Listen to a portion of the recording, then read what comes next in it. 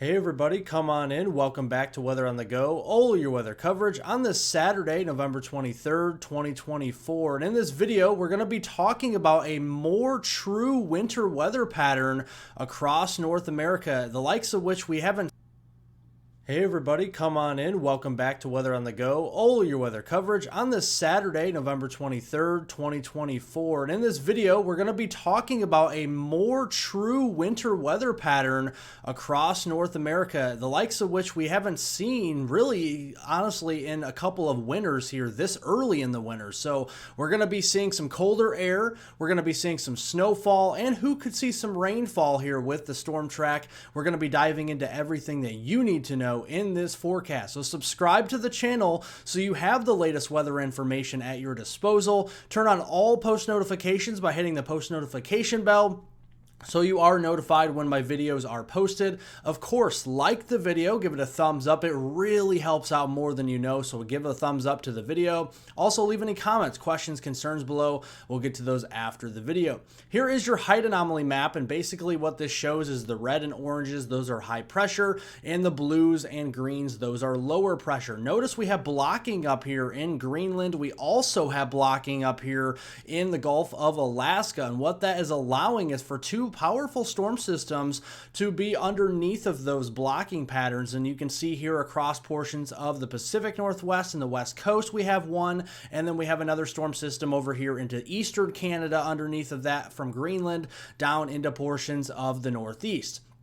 Both of those are leading to cooler temperatures, but also precipitation. So today, colder air really bottled up to the north and western Canada. We have some colder air here across portions of the southeast, even Florida remaining about 30 degrees below normal for today. And then as we go into Sunday, we're going to see a little bit of a warm up across the middle of the country. Some of the cold air, though, is starting to sneak down into Montana, into Wyoming, and the Black Hills region of the Dakotas as we end out this weekend. So here we go this afternoon, high temperatures into the 20s across portions of North Dakota, northern Minnesota, and northern Montana.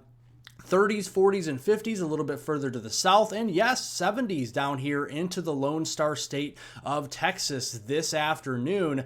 As we wake up Sunday morning, any church services that you're attending, any errands that you have to run, make sure to apply a jacket because it is definitely going to be chilly across the north here, across the Dakotas, into the teens, into the single digits above zero across portions there of Montana. So it's going to be a chilly one out there to start your Sunday morning, and those temperatures ending up Sunday afternoon. Areas that start off in the single digits in Montana will only end up in the teens to low 20s. Same thing over here in North Dakota. And we are warming up a little bit. Places like St. Louis, 65 Sunday afternoon.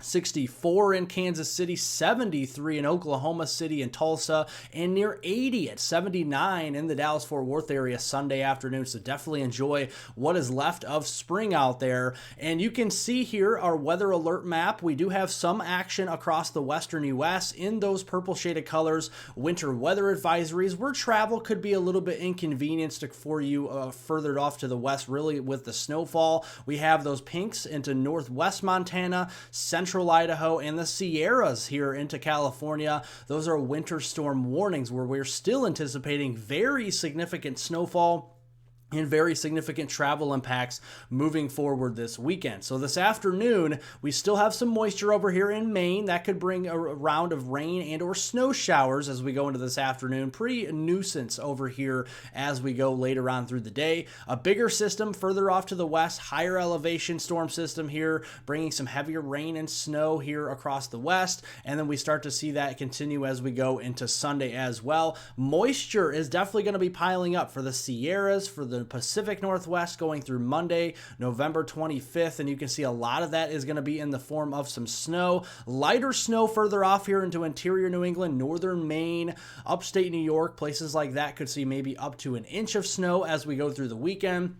But of course, the heaviest snow in the United States will be limited to the Cascades, more so the Sierras. Yeah, the Sierras could see up to 3 feet of additional snow as we go through Monday. Heavy snows in Idaho, western Montana, western Wyoming here outside the Salt Lake City area. Even western Colorado could be seeing some decent snows for the Pacific Northwest and the Central Rockies. So we'll be keeping an eye on that. This could lead to some significant travel concerns across the West, especially if you are traveling in and around the Sierras. Northern California here, or the Cascades. Definitely take it slow out there.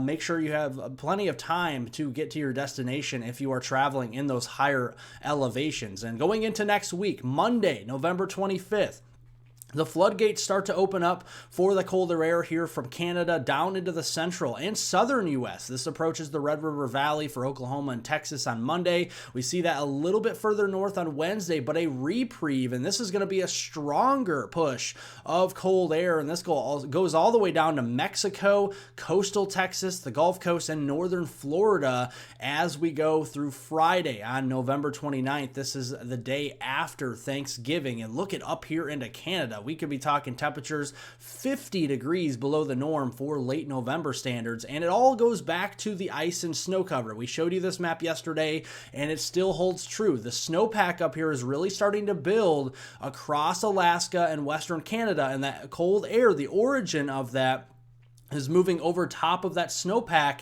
and down into the U.S. So if you are hoping for colder air in the central and eastern U.S., you want to see a look like this with snowfall across western Canada, snowfall in Alaska, and a thick ice cover in the Arctic. And that's what we see. And you can see the origin of that up here near Alaska and the Arctic Circle all the way south. And you can follow that all the way down toward the Gulf Coast later next week. And looking at one of the coldest days of this period, Friday morning, the day after Thanksgiving, you're waking up the next day. Yeah, temperatures could be below zero perhaps here in the single digits.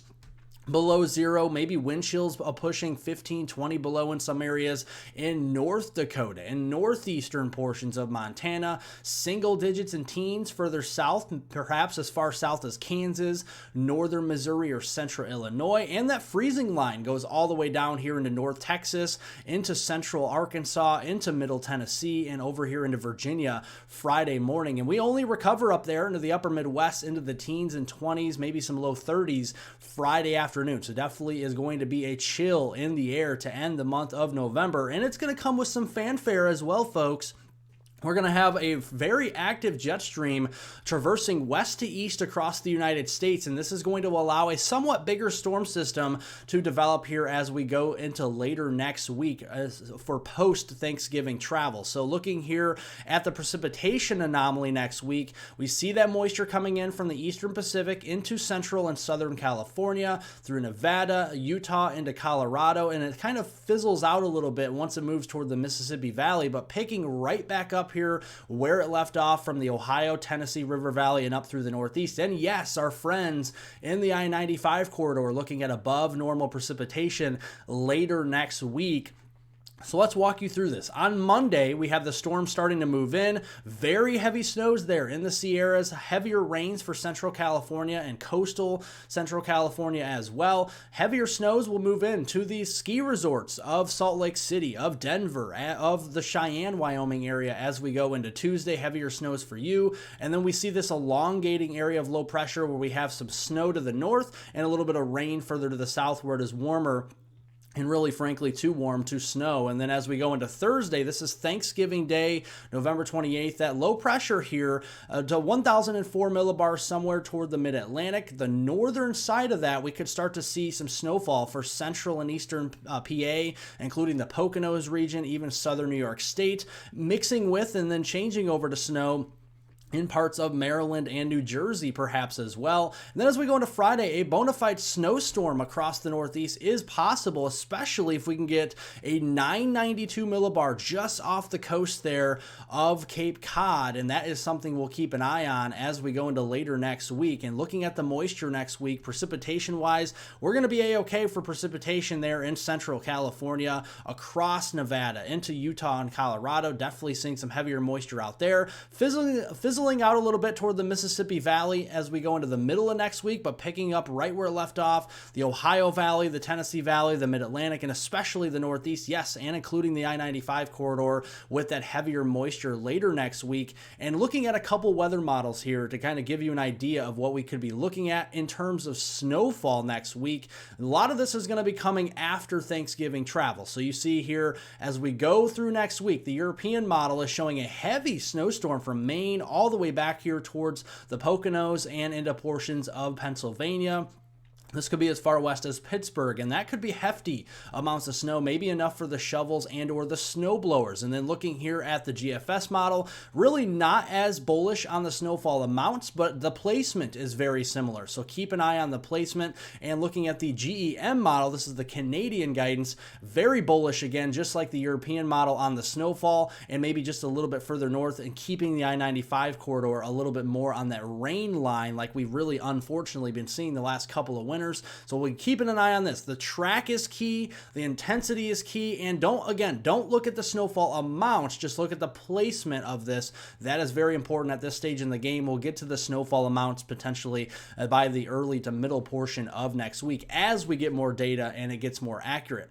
Moving into early December, December 1st through December 8th, this is the first week of December.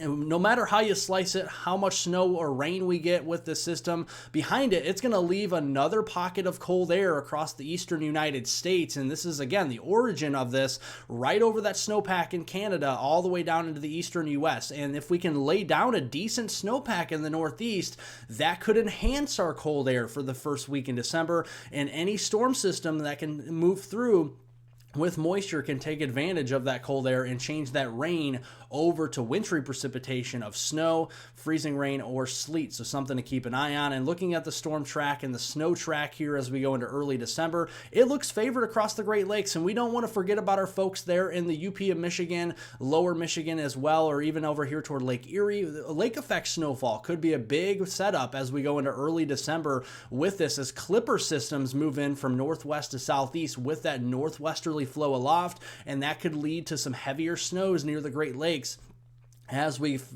start December into early December, and that may even continue into the middle of December. We'll just have to wait and see on that. So thank you all for watching. Make sure to subscribe to the channel for the latest weather information right at your fingertips. Obviously, if you subscribe to the channel, you get more videos in the future on this weather forecast here. Make sure to press the like button down below. It helps out more than you know, and it really, really does help. So thank you all for watching and liking the videos here.